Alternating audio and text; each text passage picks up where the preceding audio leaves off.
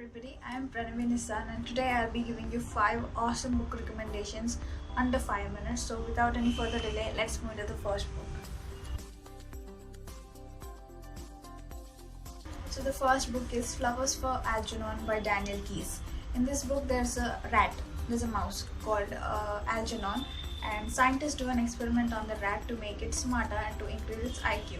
And the rat does get smart and it becomes really smart and strong. So they decide to do this experiment on human beings. For that they select Charlie Gordon, who's a nice enthusiastic person with a very low IQ, and he's mentally challenged. So Charlie Gordon is 30 years old and they perform this experiment on him, and Charlie becomes extremely smart. He becomes smarter than all the scientists who performed the experiment on him in the first place. But after a few days, Algernon, the mouse on whom they did the experiment, starts deteriorating in health. So now now you have to wait and read what happens to Charlie, on whom the same experiment was performed. This is a very touching, heartwarming story, and it made me cry a little bit. And it's the journey of Charlie from going from very low IQ to super smart person, and his journey backwards. So it's a very touching book. Total 5 out of 5. Please check it out. The second book is Rita Hayworth and the Shawshank Redemption by Stephen King. It's a short novella actually. It's a part of a different book called Different Seasons. And this Shawshank Redemption is about two guys, Andy and Red, and these both are sentenced for lifetime imprisonment in the Shawshank prison. Andy was falsely accused of the murder of his wife and her lover, and over the years and the decades he spends in Shawshank, he maintains his innocence. This is the story of hope and perseverance and freedom and friendship between Andy and Red. The story is told from the perspective of Red, who is also another inmate in the prison. So this is the story of how Andy perseveres in the prison, rises to the top and never loses hope. And this is a very beautiful, very touching story. I gave it a 4 out of 5 stars and I recommend you all to check it out. So the third book I'm going to talk about is My Lady Jane. My Lady Jane is a book based on the real life story of Lady Jane Grey, who is also known as the 9-Day Queen of England. The story is not exactly non-fiction, not exactly real. It is real up to an extent. After that, it's the imagination of the authors, like what if the queen did not die after 9 days after her reign. So the story starts with King Edward naming his heir to the throne as Lady Jane Grey, and after Lady Jane Grey is married to Gifford, who is a courtier of King Edward, and the story thickens from there. King Edward was supposed to die, and Queen Mary leads a revolution to take over the throne of Lady Jane Grey.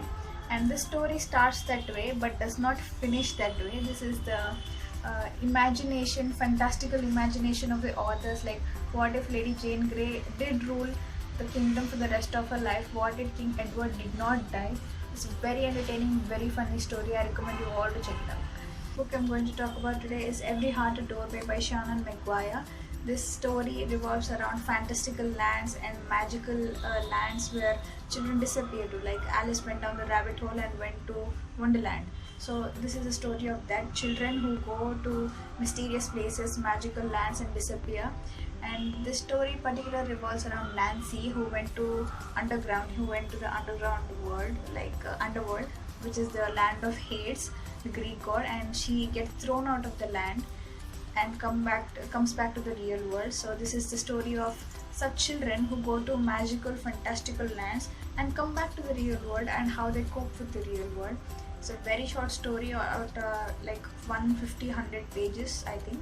It's very atmospheric and chilly to read, and it gives you a nostalgic feeling, like you also are a person who visited a magical, fantastical land and came back and are dealing with the real world.